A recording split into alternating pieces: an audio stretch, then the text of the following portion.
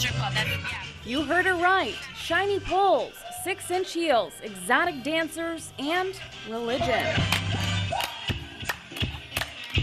The living word? I'm not just quoting. I'm like, this thing, the word became flesh in me. It's a stripper ministry named Eve's Angels, a nonprofit on a mission to save women from the sex industry, founded by someone that knows this world all too well, Annie Donowald. And I call it a world because it is. It has its own rules, its own players, its own law. Annie says she danced for the first time at a local amateur night and won. She was in college at the time and says all she wanted was a new pair of shoes. You know, it just seemed easy, the way that it was presented to me. You know, perspective is everything, and I think that at 19 you don't really have any. And that amateur competition led Annie to a career as a dancer in places like Lansing and even here along Dort Highway in Flint at places like Deja Vu. But what started out as a seemingly innocent way for a teenager to make some quick cash ended up costing Annie more than she bargained for. Annie danced in clubs all across the country, making a 6-figure income in places like Las Vegas and Beverly Hills.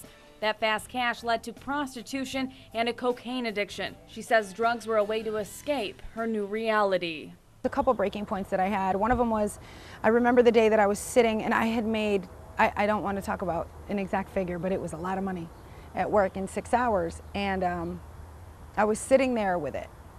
And I thought, I'm not happy. After nearly 7 years on the road, selling her body and her soul, Annie says she was spiritually bankrupt. Now she looks back at what caused her to go down such a hard road. She came from a high-profile family. Her dad, a successful college basketball coach, and had a mother that loved her dearly. But when Annie was 13, she was sexually assaulted by her uncle. That changed everything. There was just a lot of abuse, trauma, that was, like I said, swept under the rug within the family. Annie says she thought telling someone about the abuse would hurt her father's career, so she internalized her suffering. She says abuse is a common thread among workers in the sex trade. I've never known a girl that wasn't, you know, because it's not glamorous, it's not, it's traumatizing. Annie says things finally changed when she was at her lowest point, consumed by depression. She got pregnant and started planning an abortion. Lost in despair, she prayed to a God she wasn't even sure existed, and something unusual happened, as she explains to one audience. I had to make 5 different appointments, and for one reason or another, they all got canceled. For example, I would leave 2 hours early and get stuck in 3.5 hours worth of traffic. Amen. Months later, Annie gave birth to a beautiful baby boy and to an idea that she was going to do something to help others, dedicating her life to God. Put together a campaign for t-shirts so we could raise some money on sex trafficking awareness. And now we're gonna go to the strip club during the day. We are sitting in the club, still talking about the Lord. We're in here praying. So she formed Eve's Angels. Now she travels across the country once again, only this time with a different mission. With other former dancers, she hangs out in strip clubs, sharing her story and her faith. Recently even opening a safe house for anyone looking to get out.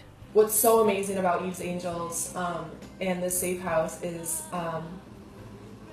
our main goal here through all the rehabilitation is for women to know who they are.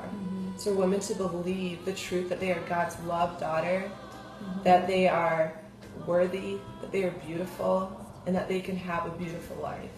Annie says her organization has welcomed hundreds of dancers and anyone else caught up in the sex industry. She helps victims start a new life and coaches them as they make plans for a brighter future. There is something that I find with every woman that I've worked with, including myself, is there is a higher currency than money, and it's passion, and it's purpose. With this I-Team report, Rachel McCrary, WNEM TV5.